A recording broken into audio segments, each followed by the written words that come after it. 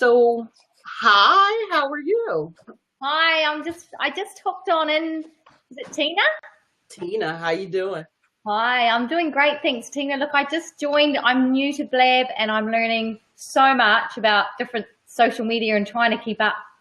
Sitting in little old New Zealand over here, a mile away from you. Oh, okay, okay. But I Well, it's just nice wanted to to meet you. thank you. Okay. Oh, well, thank you.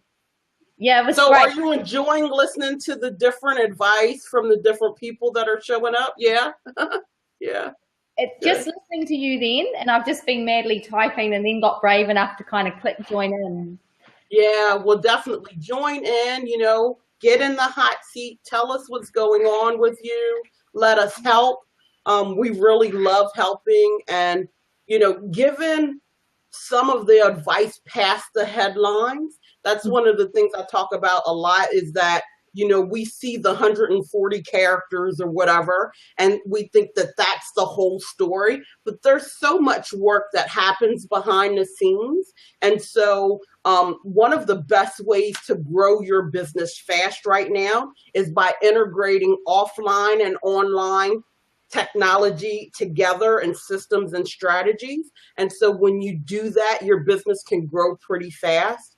And video is definitely one of them. So, start using video. And as we were telling, as we just finished telling Craig, making sure that there's a system of follow up beyond the first time. Most people give up after the first time. That's So, fantastic advice because I'm always really nervous, and perhaps it's the New Zealand psyche here that, more than two follow-ups, you're sort of deemed a stalker. no. So, my rule of advice is if people don't tell you to stop, then don't stop because we have an unsubscribe button, right? So if you're emailing and we don't want you to get your emails anymore, we can just hit unsubscribe. If you call and we don't want you to call, we can say, I'm not interested. But technically, life is happening so fast for so many people, they haven't learned to slow down. And so they're not going to call you until it is top of mind. And Right. so, in order to stay top of mind, you have to keep following up. So do you have a set frequency or period of time in between follow-ups that you've worked to that's worked really well for you? Like, is it Mm-hmm. 1 month? Is it 6 weekly? What have you practiced that's worked really well? So when I'm running a campaign, so in the beginning, when people meet me, they're coming into a campaign. So maybe I gave them a free PDF, a free training video, something like that. So when they come in that way, there's probably a 3 to 7 email series that's going out daily or every other day. If they haven't purchased or taken the next step, whatever that next step may be. Sometimes it's not a purchase. It could just be getting on the phone. But if they haven't purchased within that time frame, then they flow into what is my weekly cycle, where I only touch them once a week by email. But I don't stop once a week. I don't stop until they unsubscribe. Now, I also, if I've talked to you on the phone, I also put you in a campaign where I remember to call you every 30 days. So when I'm talking to you before I hang up, I'm putting a reminder in my calendar to talk to you again in 30 days. And you know what? It could be just, hey, how you doing? How's the kids? Whatever, because just by being top of mind, you're building the relationship and people really want, they'll want to do business with you. They get to know you. Okay, so if we're talking about a service relationship, like more a B2B, where you might be pitching or trying to get establish a relationship, not necessarily a sales, but certainly build a relationship up that may lead to a sale. For something that has quite a long, a long lead time window. So, we're talking perhaps like a consultancy service or something that's very, very specialized, and it may take in New Zealand, 12 months to even get into a budget cycle, Yes. that they might want a budget for this.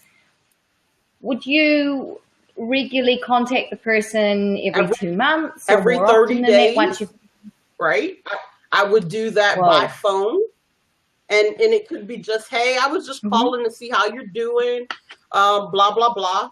And I would follow up with an email. And in that email, I would be using words to position myself as the expert, number one. Yeah. Number two, I would be using words that are talking about transformations that I've done for other clients, right? So I would say, I don't know particularly for your industry, but I always make sure, I say something that they could relate to from another client that I did. For instance, when Craig was just sitting in the seat, I let him know, before I even gave him any advice, I let him know I work with veterinarians, right? I work with a farmer in New Jersey who runs a big farm. So that he can understand that I'm not just blowing smoke his way, but that this is advice that I'm working with other people. And so you need to set yourself up in your communications that way too, so that they know, and these are things that they can keep in the back of their mind. So when they're ready to make those purchase decisions, you're one of the people they remember. Okay. Thank you so much. Wow, that's just great. Just in that little snippet, I've learned so much from you. All right. Well, good. So, you know what? Come back again. Like I said, every Sunday night at 9 Eastern Standard Time, we're here. So come back again. Okay. So I'm so new to this blab, so please excuse my ignorance. Right. If I've turned notifications on, will I be notified of your session, your pending sessions? Yes. So like if you subscribe, anytime that we do a show, it will go out and notify you. Fantastic. Okay. That's so cool. Thank you so much. You have a good one. Okay. Kia ora. Thank you from New Zealand. Thank you. Bye-bye.